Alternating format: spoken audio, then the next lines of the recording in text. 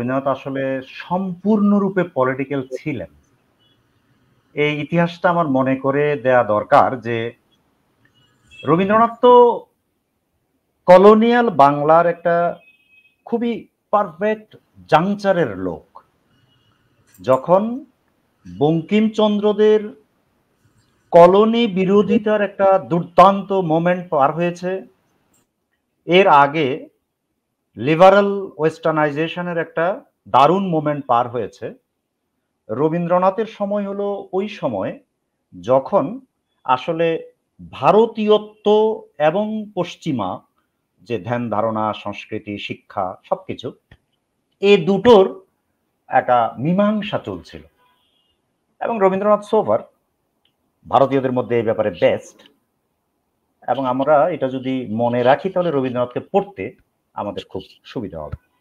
আমাদের একটা কথা খেয়াল রাখা দরকার যে রবীন্দ্রনাথ ধীরে ধীরে ভারতীয় হচ্ছিলেন, স্থানীয় হচ্ছিলেন, ধীরে ধীরে নানান ধরনের ক্রিটিক তিনি পশ্চিমা সভ্যতার করতে শিখছিলেন।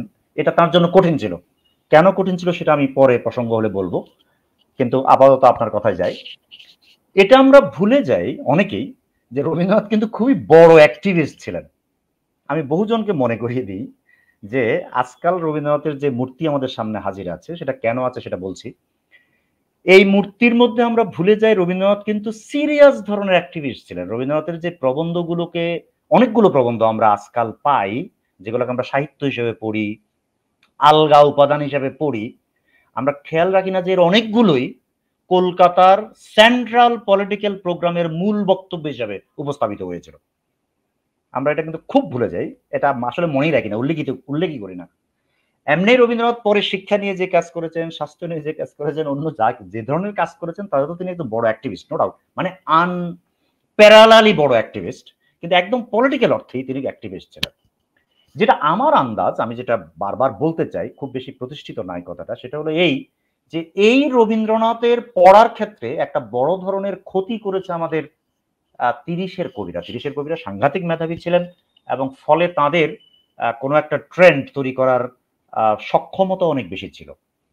তারা করেছেন কি, তারা যেহেতু আর্ট ফর আর্ট সেইকের এক ধরনের বাতাবরণের মধ্যে ছিলেন, তারা যেহেতু সাহিত্যকে অপেক্ষাকৃত বিরাজনৈতিক, অরাজনৈতিক হিসেবে দেখতেন, তাদের লেখার মধ্যে রাজনীতি আছে কিন্তু অ্যাস্থেটিক্যালি তারা ব্যাপারটাকে এইভাবে দেখতেন। একদম 5 জনের মধ্যে প্রত্যেকের লেখা থেকে একদম স্পষ্টভাবে, এগুলো কোনো রাগ ঠাক করার ব্যাপার নয়, দেখানো যাবে।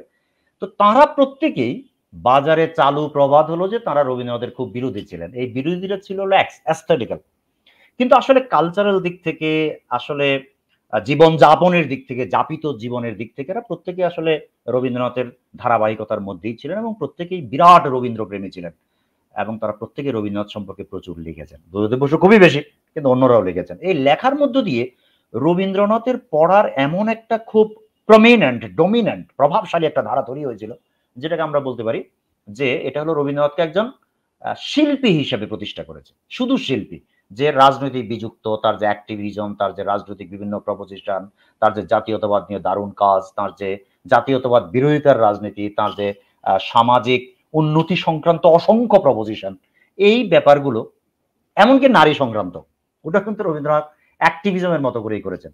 সময় থাকলে আমি পরে হয়তো সেই প্রসঙ্গে আসতে পারি।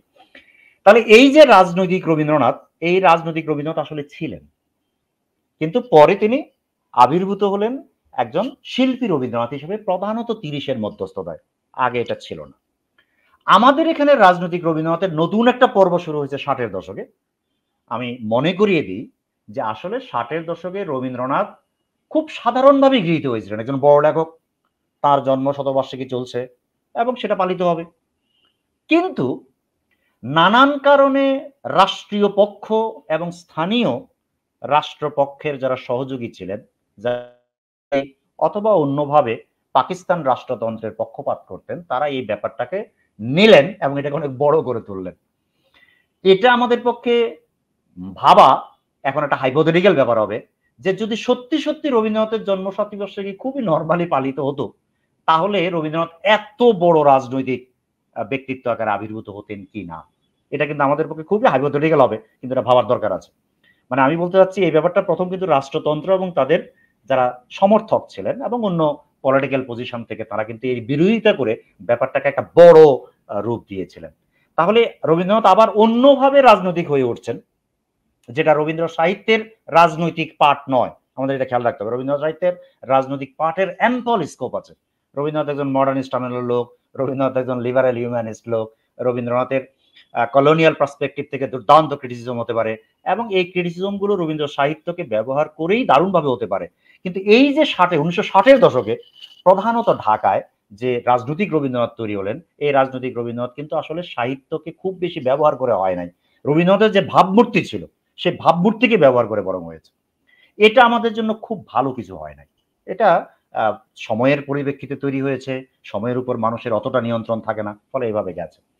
আরো পরে রবীন্দ্রনাথ বাংলাদেশ আমলে আসলে বাঙালি জাতীয়তাবাদের পক্ষ বিপক্ষের একটা গুরুত্বপূর্ণ আইটেম হিসেবে ব্যবহৃত হয়েছে, বাঙালি জাতীয়তাবাদের পক্ষ বিপক্ষের আইটেম হিসেবে। এটাও কিন্তু রাজনৈতিক ব্যবহার।